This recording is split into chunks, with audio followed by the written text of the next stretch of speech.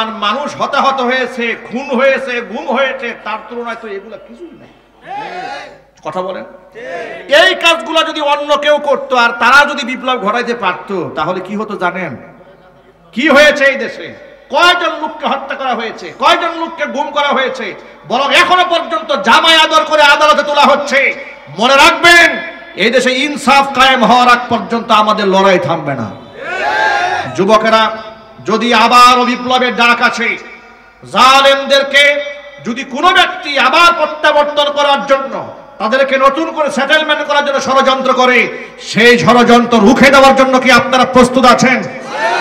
কারা কারা প্রস্তুত? হাত দেখতে চায়। কারা কারা প্রস্তুত আছেন? তো হাত তোলেন।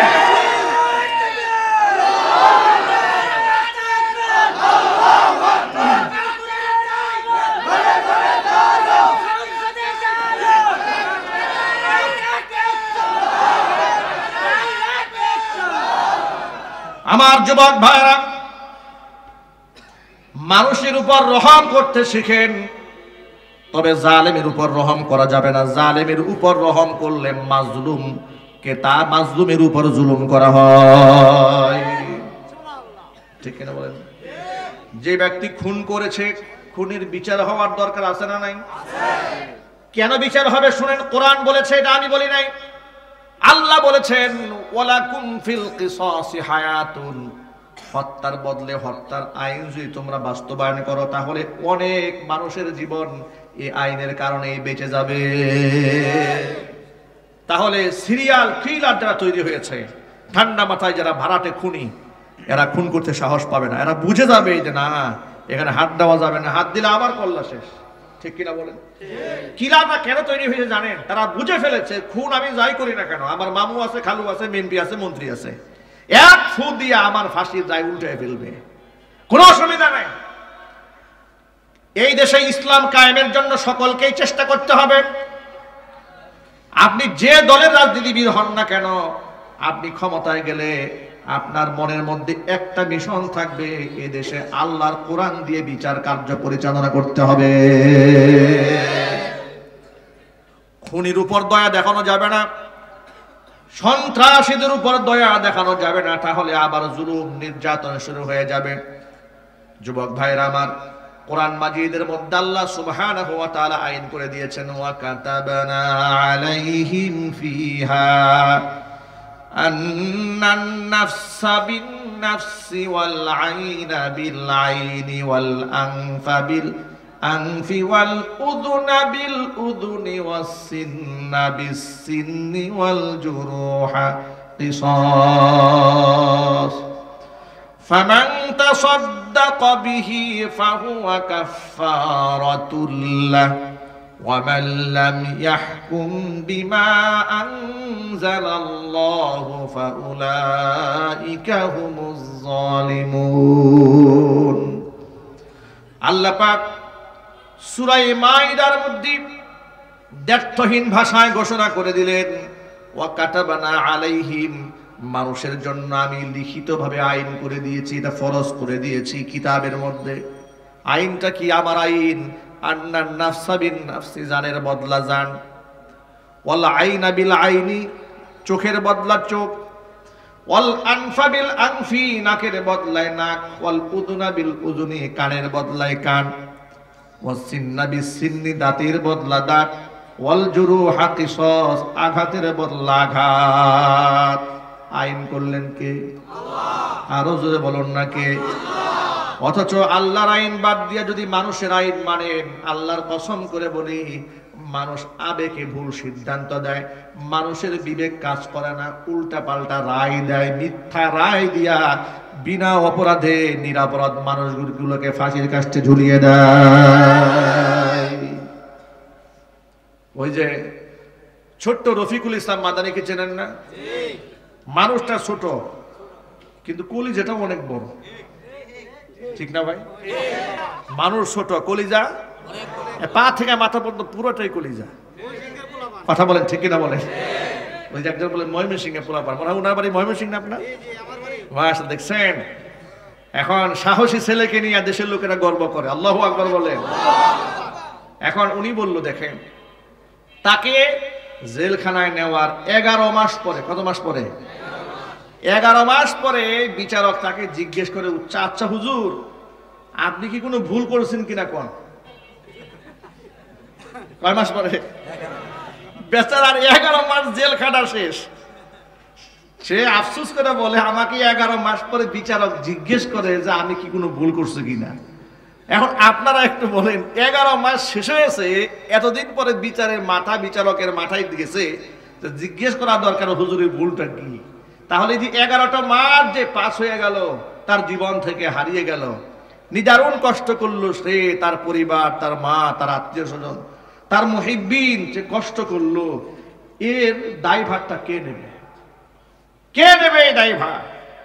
এই জন্য বলি, গণবিপ্লবের মাধ্যমে রাষ্ট্র যেমন সংস্কারের জন্য দাবি উঠেছে, শুধু রাষ্ট্রের বিভিন্ন সেক্টর যেমন সংস্কার দাবি উঠেছে, এই দেশের আইন কানুনও সংস্কার করা দরকার। আইনের মধ্যে অনেক ফাঁক ফোকর আছে, আছে না নাই?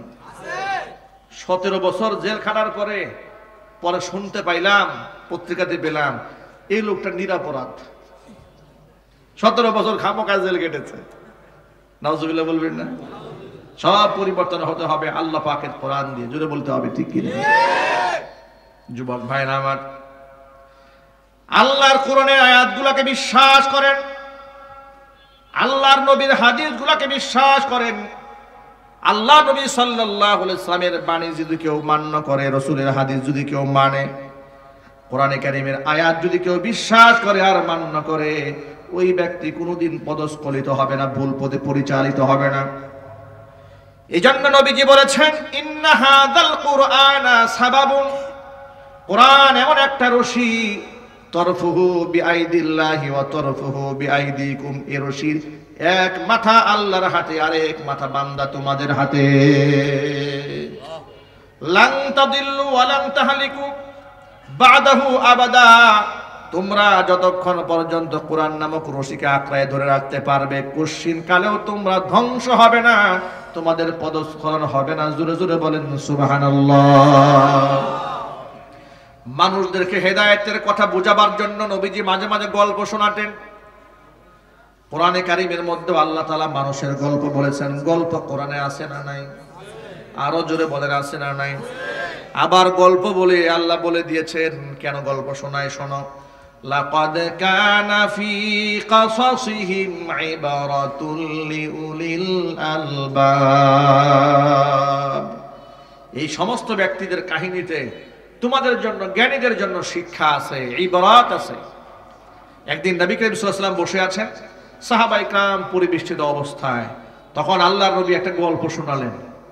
আল্লাহর হাবিব বলেন, সাহাবীরা শোনো, সালাসাতু নাফারিম মিম্মান কানা ক্বাবলাকুম, তোমরা পৃথিবীতে আগমন করার পূর্বে বনী ইসরাইল সম্প্রদায়ের 3 জন ব্যক্তি, তারা দূর সফরে ঘর থেকে বের হয়েছে, দূরে কোথাও যাবে, সফর করছে, দিনভর তারা পথ চলেছে, চলতে চলতে তারা ক্লান্ত হয়ে পড়ল। হাত্তা আওয়াহুমুল মাবিতু ইলা গারিন, ক্লান্ত পরিশ্রান্ত হয়ে মনে মনে সিদ্ধান্ত নিল, আকাশে মেঘ চমকাচ্ছে, বিদ্যুৎ চমকাচ্ছে, যে কোনো মুহূর্তে ভারী বর্ষণ হয়ে যেতে পারে, আর রাতের বেলায় পথ চলা মোটেও নিরাপদ নয়। যদি আমরা কোথাও আশ্রয় নিয়ে থাকতে পারি, পরবর্তী সকাল থেকে আমরা আবার হাঁটা শুরু করব। কোথায় আশ্রয় নেবে? কোথায় তারা বিশ্রাম নেবে? বর্তমান আধুনিক সমাজের মধ্যে আবাসিক হোটেল পাওয়া যায় থাকার জন্য, লোকালয় থাকে, কিন্তু তৎকালীন যুগে হাজার হাজার বছর আগের কথা, পাহাড়িয়া গিরিপথ দিয়ে চলছে, আশ্রয় নেওয়ার জায়গা নাই। বিরাট বড় পাহাড় দেখতে পেল, পাহাড়ের গুহার মধ্যে 3 জন গিয়ে ঢুকেছে। পাহাড়ের গুহায় গিয়ে ঢুকে যাওয়ার পরে রাতের বেলায় প্রচন্ড ভারী বর্ষণ হয়েছে। পাহাড়ের উপর থেকে বিরাট বড় একটা পাথর গড়াতে গড়াতে গড়াতে গড়াতে এসে যে গুহার মধ্যে তারা আশ্রয় নিয়েছিল, গুহার মুখের মধ্যে এসে আটকায় গেছে। আর পাথরের টুকরাটা এতটাই বড়, 3 জনে মিলে এটা সরাবে কোনোভাবে সম্ভব হবে না। তারা বুঝতে পারলেন, এমন একটি জায়গার মধ্যে আমরা আছি, এই জায়গার মধ্যে যদি আমরা মরে গলে পচে হাড্ডি সার হয়ে যায়, পৃথিবীর কোনো ব্যক্তি আমাদের সম্পর্কে জানতেও পারবে না। কিন্তু বিশ্বাস ছিল তাদের আল্লাহর উপরে। তিনজন ব্যক্তি ছিল ইমানদার। তারা মনে মনে ভাবলেন, পৃথিবীতে কেউ যেখানে দেখে না সেখানে একজন আছেন, তিনি দেখেন, তিনি কে? পৃথিবীতে এমন একজন সত্তা আছেন, দুনিয়ার কোন মানুষ যদি সাহায্য করতে নাও পারেন, তিনি সাহায্য করতে পারেন, তিনি কে? আল্লাহ রাব্বুল আলামিন। তিনজনে মিলে পরামর্শ করলো, বাঁচতে যদি চাও রবের সাহায্য নাও। রবের সাহায্য নিব কিভাবে? আল্লাহর কাছে দোয়া কবুল করাতে হলে নেক কাজের বিনিময়ে দোয়া কবুল করাইতে হয়। যেমন এই যে আমরা দোয়া করার আগে ইস্তিগফার পড়ি, সূরা ফাতিহা পড়ি, দুরূদ শরীফ পড়ি কিনা? এগুলা কারণটা কি? কারণ হচ্ছে আপনি যদি দোয়া আল্লাহর কাছে কবুল করাতে চান তাহলে আপনি কিছু নেক কাজ করবেন আগে। নেক কাজের বিনিময়ে আল্লাহর কাছে চাবেন, এটা হচ্ছে দোয়া কবুল হওয়ার জন্য সুন্নাহ পদ্ধতি। জোরে বলেন সুবহানাল্লাহ। তিনজনে যেহেতু আল্লাহর উপর ভরসা ছিল, তারা তিনজনে পরামর্শ করলো, আজকে আমাদের রবের কাছে আমরা সাহায্য চাবো আমাদের জীবনের সর্বশ্রেষ্ঠ আমলের বিনিময়ে। মানুষের জীবনে যত খারাপ মানুষ হোক না কেন, কিছু কিছু ভালো কাজ থাকে না? কথা বলেন। আপনাদেরকে বলি, এমন যেন জীবনটা না হয়, চোখ বন্ধ করে এমন যেন নিজেকে কল্পনা করতে মনে না চায় যে আমার জীবনে কোনো ভালো কাজ নাই। এমনটা হতভাগা, এমনটা কপাল পুরা হওয়া ঠিক নয়। চোখটা বন্ধ করলে যেন মনে হয় যে আলহামদুলিল্লাহ আমার জীবনে কিছু ভালো কাজ হয়তো আল্লাহর কাছে কবুল হবে ইনশাআল্লাহ। এরকম কিছু ভালো কাজ কখনো প্রকাশ্যে কখনো গোপনে করবেন, ইনশাআল্লাহ ওই একটা ভালো কাজ আল্লাহর কাছে মঞ্জুর হয়ে গেলে আপনার তাকদীর আল্লাহ পাক বদলাই দিবেন। তিনজন ব্যক্তি বিপদে পড়েছে। তিনজন ব্যক্তি মনে মনে ভাবলো, রবের কাছে নিজের জীবনের শ্রেষ্ঠ ইবাদতের বিনিময়ে আজকে আমরা আশ্রয় প্রার্থনা করব, কারণ সাহায্য করার একমাত্র মালিককে। প্রথম ব্যক্তি আল্লাহর কাছে হাত তুলে বলছেন, রব্বুল আলামিন, আমার একজন সুন্দরী চাচাতো বোন ছিল, আমি তার প্রেমে আসক্ত ছিলাম বড় মারাত্মক ভাবে। বহুবার তাকে কুপ্রস্তাব দিয়েছি, সে রাজি হয় না। সেই মেয়েটি ছিল খুব ধার্মিক, পরহেজগার। আল্লাহু আকবার। অনেক পরহেজগার, আত্মসংবরণকারী নারী তিনি ছিলেন। মনে রাখবেন, সমাজের মধ্যে সব মেয়ে খারাপ থাকে না, কিছু পরহেজগার মেয়েও থাকে যারা আল্লাহকে ভয় করে, যারা নিজের চরিত্র বিকিয়ে দেয় না। সমাজে আছে না নাই? লোকটি বলল, আল্লাহকে ডেকে ডেকে বলছে, আল্লাহ, আমার ওই বোনটাকে আমি অনেকভাবে ফুসলিয়েছি, রাজি হয় নাই। কিন্তু কিছুদিন যেতে না যেতে এলাকার মধ্যে কাহতুন মানে দুর্ভিক্ষ দেখা দিল। এলাকার মানুষের মধ্যে হাহাকার লেগে গেল। ক্ষেত খামারে ফসল নাই, মানুষের পকেটে টাকা নাই, বাড়িতে খাবার নাই। মানুষ দুর্ভিক্ষে কষ্ট পাচ্ছে। আমার ওই দরিদ্র বোনটা পরিবার নিয়ে বড় কষ্টে ছিল, কিন্তু তখনও পর্যন্ত আমি সম্পদশালী মানুষ হিসেবে এলাকার মধ্যে পরিচিত ছিলাম। আমার সেই বোনটি আমার কাছে হাত বাড়িয়ে বলল, ভাইজান, বড় কষ্টে আছি, বাবা মা না খেয়ে আছে, ভাই ব্রাদাররা না খেয়ে আছে, জীবন বাঁচানোর কষ্ট হয়ে যাচ্ছে, আপনি একটু আমাদের সাহায্য করেন। লোকটি বলে, আমি আমার ওই বোনটার দুর্বল পয়েন্ট আমি বুঝতে পারলাম, তাকে আমি প্রস্তাব দিয়ে ফেললাম। এতদিন পর্যন্ত যে অন্যায় প্রস্তাব দিয়েছিলাম, রাজি হও নাই, যদি রাজি হয়ে যাও তাহলে তোমাকে আমি 100 দিরহাম দেব। মেয়েটি নিরুপায় হয়ে আমার প্রস্তাবে রাজি হলো। আমি তাকে 100 দিরহাম দিয়ে দিলাম। সে আমার কাছে নিরিবিলি একটা জায়গার মধ্যে হাজির হলো। কোন বর্ণনার মধ্যে এসেছে, আমি যখন তার কাছে গেলাম একান্তে সান্নিধ্যে মিলিত হতে, এমনকি হাত্তা জালাস্তু বাইনা রিজলাইহা, আমি তার দুই উরুর মাঝখানে বসেও গেছি। আমার বোনটি আমাকে আমার চোখে চোখ রেখে বলল, ইত্তাকিল্লাহ, আল্লাহকে ভয় করুন। আল্লাহ তাআলা অবৈধ যৌন সংযোগ যেখানে হারাম করে দিয়েছেন, সম্পর্ক আল্লাহ হারাম করেছেন, আপনি হারামকে হালাল বানাবেন না। জাহান্নামের আগুনকে ভয় করুন। রব্বুল আলামিন আমার সেই বোনটি আমাকে যখনই বলেছে জাহান্নামের আগুনকে ভয় করো, আল্লাহকে ভয় করো, বলতে দেরি হয়েছে, লাফ দিয়ে তার শরীর উপর থেকে আমি দাঁড়িয়ে গেলাম, তার সংস্রব আমি ত্যাগ করলাম। রব্বুল আলামিন, আমি যদি সেখানে আমার চরিতার্থকে আমি ধ্বংস করতে চাইতাম সেটা আমি পারতাম, কিন্তু একমাত্র তোমার ভয়, জাহান্নামের আগুনের ভয় আমি সেখান থেকে বের হয়ে এলাম। পৃথিবীর কেউ সে ঘটনা জানতো না। আল্লাহ তুমি তো আমার মনের খবর জানো, যদি আমি ওই দিন এই কাজটা একমাত্র তোমার খুশির জন্য করে থাকি, মেহেরবানি করে আজকের বিপদ থেকে আমাদেরকে উদ্ধার করো। নবীজি বললেন, দোয়া করতে দেরি হয়েছে, আল্লাহর কাছে দোয়া কবুল হতে দেরি হলো না। সাথে সাথে আল্লাহ রাব্বুল আলামিন পাথরটাকে কিঞ্চিত পরিমাণ দূরে সরিয়ে দিলেন।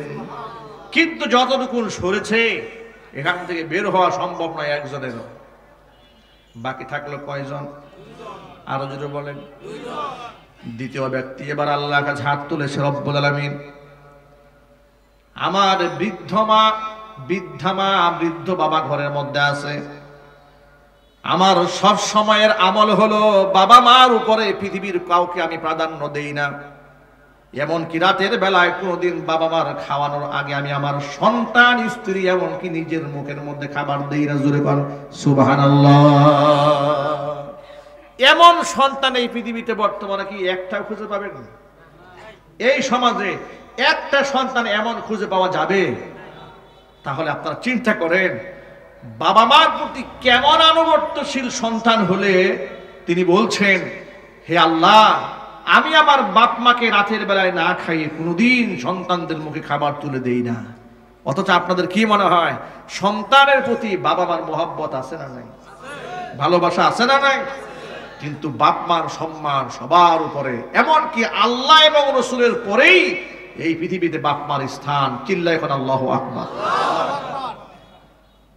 পৃথিবীর 1 লক্ষ পীর এক পাল্লায় যদি দেন, আপনি একজন সন্তান হিসেবে 1 লক্ষ পীর যদি এক পাল্লায় দেওয়া হয়, আপনার সামনে আপনার মাকে যদি আরেক পাল্লায় দেওয়া হয়, কসম আল্লাহর, ওই 1 লক্ষ পীরের চাইতে আপনার কাছে ইসলামের দৃষ্টিতে মায়ের মর্যাদা বেশি।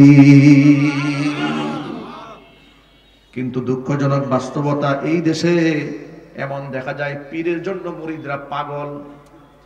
কথা বলেন। পীরের পায়ে সেজদা দেয়, পীরের দরবারে গরু নিয়ে যায়, ছাগল নিয়ে যায়, উরসে গিয়ে নাচানাচি করে, গান বাজনা করে, আছে না নাই? মায়ের খেদমত করে না, মায়ের সেবা করে না, বাপ মাকে শ্রদ্ধা করে না, কিন্তু বাবার নামের জিকির করতে করতে মুখে ফেনা তুলে নাই। কসম আল্লাহর কোনো লাভ নাই। এই দুনিয়ার তামাম পৃথিবীর সব পীরও যদি দোয়া করে আল্লাহর কাছে কবুল হবে তার কোনো গ্যারান্টি নাই। কিন্তু যদি বাপ মা দোয়া করে কবুল হওয়ার গ্যারান্টি আছে না নাই? এটা কি হুজুররা বানিয়েছে নাকি আল্লাহ রাসূল বলেছেন? নবীজি সাল্লাল্লাহু আলাইহি ওয়াসাল্লাম বলেছেন, রিদাল্লাহি ফি রিদাল ওয়ালিদাইনি ওয়া সাখাতুল্লাহি ফি সাখাতিল ওয়ালিদাইন।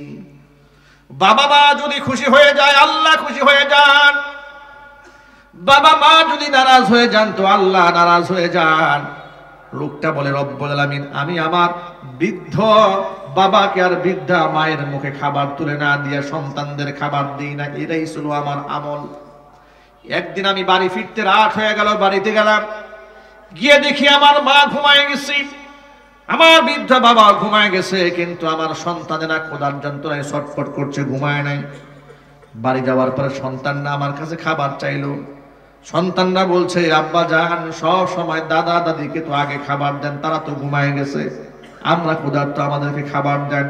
তিনি বলেন, রব্বুল আলামিন আমার সন্তানেরা ক্ষুধার যন্ত্রণায় ছটফট ছটফট করে আমার পায়ের কাছে এসে ঘুমায় গেছে, এরপরেও সন্তানদেরকে খাবার তুলে দেই নাই। খাবার নিয়ে সারা রাত আমি বাপ মার শিয়রে দাঁড়িয়েছিলাম। সকালবেলা প্রত্যুষ যখন তাদের ঘুম ভেঙেছে, আগে বাবা মার মুখে খাবার তুলে দিয়েছি, এরপরে সন্তানদের মুখে খাবার দিয়েছি।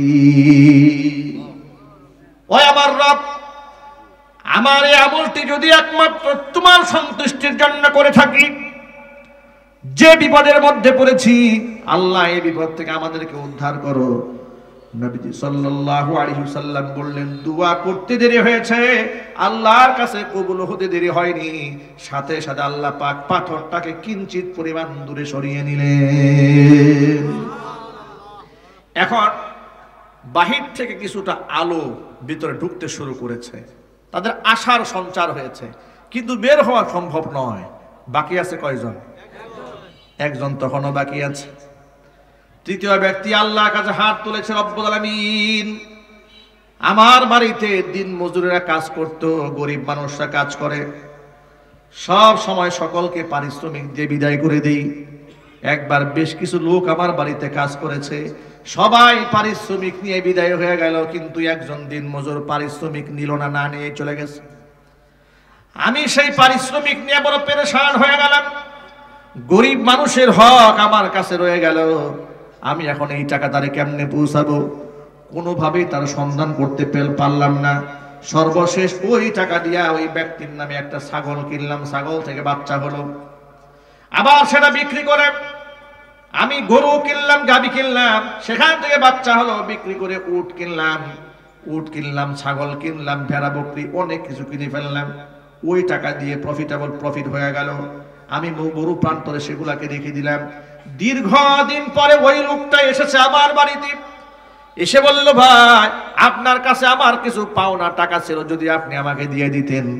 তিনি বলছেন, রব্বুল আলামিন আমি ওই লোকটাকে বললাম, ওই যে মরুর দিকে তাকায় দেখো, মরু প্রান্তরে যতগুলো ভেড়া বকরি দুম্বা দেখা যায়, এই সবগুলি তোমার পরিশ্রমের কামাই নিয়ে বাড়ি চলে যাও। লোকটা অবাক বিস্ময়ে আমাকে বলল, আতাস্তাহজিউ বি, আপনি আমার সাথে কি ঠাট্টা করেন নাকি, বিদ্রুপ করেন? আমি পাবো আপনার কাছে সামান্য কিছু টাকা, আর আপনি আমাকে এতগুলো উট দিয়ে দিচ্ছেন, ছাগল দিয়ে দিচ্ছেন, গরু দিয়ে দিচ্ছেন, এর মানেটা কি?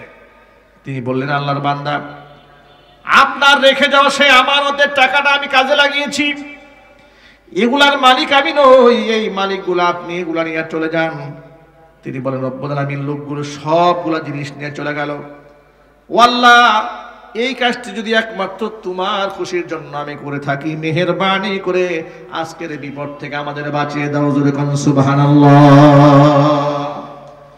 দোয়া করতে দেরি হলো। নবীজি সাল্লাল্লাহু আলাইহি ওয়াসাল্লাম বলেছেন, দোয়া করতে দেরি হয়েছে, কবুল হতে দেরি হয় নাই। চিল্লায় কোন আল্লাহু আকবার।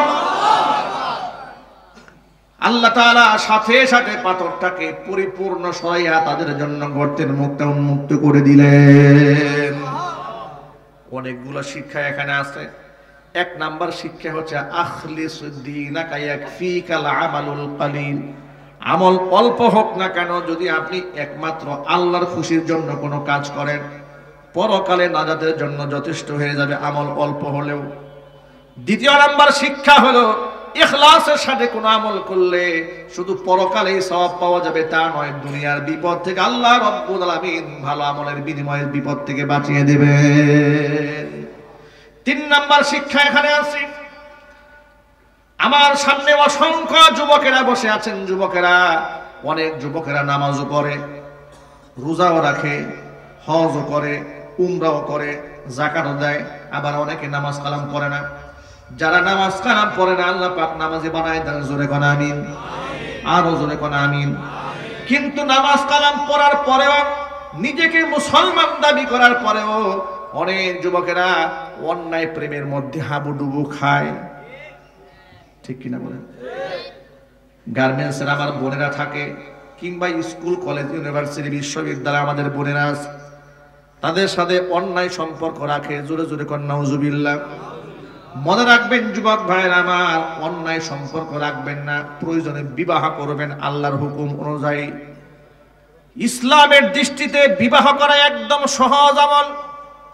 ঠিক কিনা বলেন? ইসলামে বিবাহ করা কি কঠিন কাজ নাকি?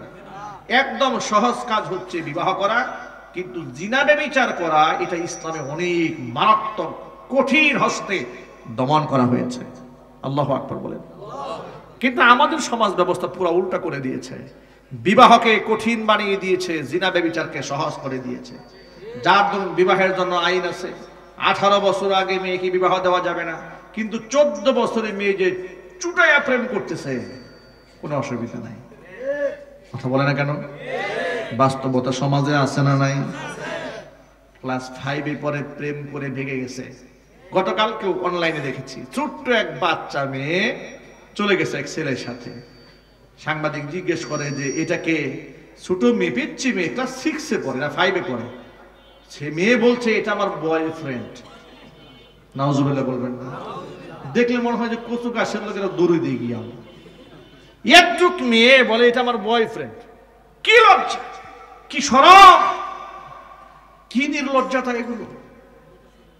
যুবক ভাইরা মনে রাখবেন এই কথা, শুধু লজ্জাস্থান দিয়ে জিনা করার নাম জিনা নয়। চোখের জিনা আছে, হাতেরও জিনা আছে, অন্তরেরও জিনা আছে না নাই? আল্লাহর কসম আমি বানিয়ে একটি কথাও বলছি না। আল্লাহ নবী বলেছেন ওয়াল আইনানি জিনাহুমান নাজরু, দুই চোখের জিনা হচ্ছে দুই চোখ দিয়ে কামুক নজরে পরনারীর দিকে তাকানো। ওয়াল উযুনানি জিনাহুমাল ইস্তেমা, দুই কানের জিনা হচ্ছে গভীর মনোযোগ সহকারে একজনের কথাকে শ্রবণ করা। 3 নাম্বার হাতের জিনা হচ্ছে হাত দিয়ে স্পর্শ করা। অন্তরে জিনা হচ্ছে মনে মনে বাজে কল্পনা করা। পায়ের জিনা হচ্ছে পা দিয়ে এগিয়ে যাওয়া। লজ্জাস্থান সেটাকে আমলে বাস্তবায়ন করে। জোরে কর নাউযুবিল্লাহ। মাইকের আওয়াজ বাহিরে যাচ্ছে, অসংখ্য মায়েরা বোনেরা আমার কণ্ঠের আওয়াজ শুনতে পাচ্ছেন। মায়েরা বোনেরা সাবধান, নিজেকে বেপরদার মাধ্যমে পর পুরুষের সামনে কোনদিন উপস্থাপিত করবেন না। কসম আল্লাহর দাম থাকবে না, দাম থাকবে না। কারণ যে জিনিস সহজে পাওয়া যায়, সস্তায় পাওয়া যায়, সমাজে তার মূল্য থাকে না। সমাজে ছাগলের দাম বেশি না হরিণের দাম বেশি? যদি বলেন, ছাগল এভেলেবেল পাওয়া যায়, রাস্তাঘাটে যেখানে সেখানে পেশাব করে দেয়, পায়খানা করে দেয়, এই জন্য ওর দাম নাই। লোকেরা ছাগল দিয়ে গালি দিয়ে বলে তুই একটা ছাগল। যাকে গালি দেওয়া হয়েছে ও আরো কয়েক গুণ ক্ষিপ্ত হয়, বলে তুই একটা রাম ছাগল। আরেকজনে বলে তুই একটা পাঠা। ঠিক কিনা বলেন? এর মানে ছাগল এভেলেবেল পাওয়া যায়, ছাগল দিয়ে মানুষ গালি দেয়। হরিণকে সবসময় পাওয়া যায় না, দাম বেড়ে গেছে। হরিণের উপমা দিয়ে মানুষ প্রশংসার উপমা দেয়। তুমি দেখতে দারুণ সুন্দরী, চোখটা টানা টানা হরিণের মতো। সুবহানাল্লাহ বলেন। এক লোক একটা গাড়ি কিনেছে অনেকদিন আগে, আমাকে একদিন বলছে হুজুর আমি একটা হরিণ কিনেছি। আমাকে বলতেছে, আমি মনে মনে ভাবলাম এই লোক হঠাৎ করে হরিণ কিনবে কেন? বলে আমি একটা হরিণ দেখাবো। আমাকে বলতেছে আপনাকে একটা হরিণ দেখাবো। উত্তরাতে আমাকে নিয়ে গেছে বাড়িতে, গিয়ে দেখি একটা গাড়ি। তো হুজুর এইটা আমার হরিণ। আমি চিন্তা করলাম একটা গাড়ি কিনে আমাকে হরিণ দেখাচ্ছে, এর মানে প্রশংসার উপমা দিচ্ছে কি দিয়ে? হরিণ দিয়ে। কেন? জঙ্গলে থাকে, অ্যাভেলেবেল পাওয়া যায় না। যেহেতু যে সমস্ত মেয়েরা পর্দায় থাকে তারা হচ্ছে ঝিনুকের মধ্যে আবৃত মুক্তার দানার মতো। রাস্তাঘাটে পুঁতি পাওয়া যায়, 10-20 টাকার পুঁতির মালা পাওয়া যায়, কোনো মূল্য নাই। এগুলো ক্যানভাস করেও বিক্রি করা যায় না। কিন্তু মুক্তা, এটাকে কত দাম, লাখ টাকার উপরে মুক্তার মালার দাম। সেই মুক্তার দামটা বাড়লো কেন? বেড়েছে এই জন্য সে ঝিনুকের মধ্যে নিজেকে আবৃত করে রেখেছে, দাম আল্লাহ পাক বাড়িয়ে দিয়েছে। যে মেয়েটি পর্দায় থাকে আল্লাহ তাআলা ওই মেয়ের দাম বাড়িয়ে দেন, তার ইজ্জত বাড়িয়ে দেন। জোরে জোরে করেন সুবহানাল্লাহ। এই যে যুবকেরা সামনে বসে আছেন, আপনাদের কষ্ট হচ্ছে? মেয়েদেরকে তো বললাম, এবার আপনাদেরকে একটা কথা বলবো, যদি আপনারা মাইন্ড না করেন। বেশি মাইন্ড করছেন? অনেক যুবকেরা বিবাহ শাদী করে বউয়ের ছবি ফেসবুকে দেয়। শুধু গাজীপুরের যুবকরা দেয় না, ফেসবুকে বউয়ের ছবি আপলোড দেয়। আপলোড দিয়ে কি লেখে বলেন শোনেন। প্রিয় বন্ধুগণ, এটা আপনাদের নতুন ভাবি, সবাই একটু দোয়া করবেন খাস করে। কথা বলেন আছে না নাই? আচ্ছা, আপনি কি করে নিশ্চিত হলেন পাবলিক প্লেসে আপনার সুন্দরী স্ত্রীর ছবিটা যে আপনি প্রচার করলেন?